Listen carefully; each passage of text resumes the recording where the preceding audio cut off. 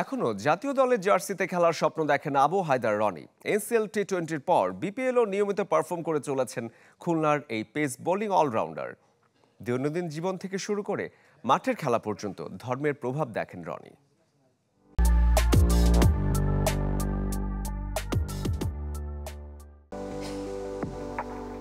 NCL টি-20তে দুরন্ত all-round পারফরমেন্সে মিলেছিল আসর সেরার পুরস্কার। ব্যাট হাতে না হলেও সেই ফর্ম ধরে রেখেছেন বোলিংয়ে। 10 ম্যাচে 17 উইকেট নিয়ে দেশীয়দের মধ্যে যুগ্মভাবে 2 নম্বরে আছেন খালেদ আহমেদের সাথে। 29 বছর বয়সেও কিভাবে ঘরোয়া ক্রিকেটের সাদা বলে এতটা ধারাবাহিক রনি? প্রত্যেকটা প্লেয়ারের একটা পার্সোনাল ফিলোসফি থাকে, পার্সোনাল একটা ওয়ার্ক এথিক্স থাকে, একটা প্রসেস ফলো করি। তো আমি ওই প্রসেসটাই ফলো করার চেষ্টা করছি। তো আমি মনে করি যে অ্যাজ এ হিউম্যান বিং আমার কাজ হচ্ছে চেষ্টা করে যাওয়া। তো এটাই আমি করে যাচ্ছি। মাশাআল্লাহ, আল্লাহর রহমতে আমি সাকসেস হচ্ছি। 2015 আসরের মোস্ট ভ্যালুয়েবল ক্রিকেটার হওয়ার পুরস্কার পেয়েছিলেন এই ক্রিকেটার। টি-20তে অভিষেক হয়েছিল পরের বছরই, কিন্তু শর্টের ভার্সনের 2 বছর আর 13 ম্যাচের ক্যারিয়ারে বলার মতো সাফল্য নেই। নিয়েছেন মাত্র 6 উইকেট। 2018তে সুযোগ পেয়েছিলেন ওয়ানডেতেও। 2 ম্যাচের বেশি দীর্ঘ হয়নি ওডিআই ক্যারিয়ারও।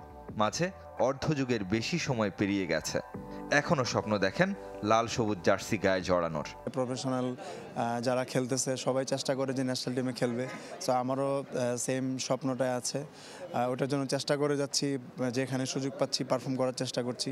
তো আসলে আমার কাজ হচ্ছে অ্যাজ এ প্লেয়ার, আমার কাজ হচ্ছে পারফর্ম করে যাওয়া। আর বাকিটা যে আমি খেলতে পারবো কি পারবো না এটা আসলে আমার হাতে নাই। অতীতের উত্থান পতনের হিসাব মেলাতে চান না আবু হায়দার রনি। 22 গজের জমিনের সাথে গভীর জীবনবোধের তুলনায় দেখেন ধর্মের প্রভাব। 2022-এর দিকে উমরা করে আসছি। তো তারপরে আমার মেন্টালি আমার অনেক চেঞ্জেস আসছে আলহামদুলিল্লাহ। কারণ আমি ফিল করি যে উপরওয়ালা যিনি আছেন, আমার আল্লাহ আছেন।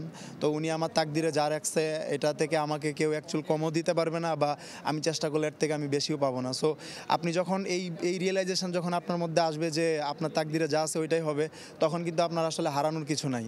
পারিশ্রমিক ইস্যুতে সরব আবু হায়দার। ক্রিকেটারদের পাশে দেখতে চান বিসিবিকে। আমার কাছে মনে হয় কিছু কিছু টিম যেগুলো করছে এগুলো আসলে আমাদের ক্রিকেটীয় ভাবমূর্তিটাকেই ক্ষুণ্ণ করছে। কারণ দিন শেষে কিন্তু এটা আমাদের টুর্নামেন্ট। রেদওয়ান শিব, চ্যানেল 24, ঢাকা।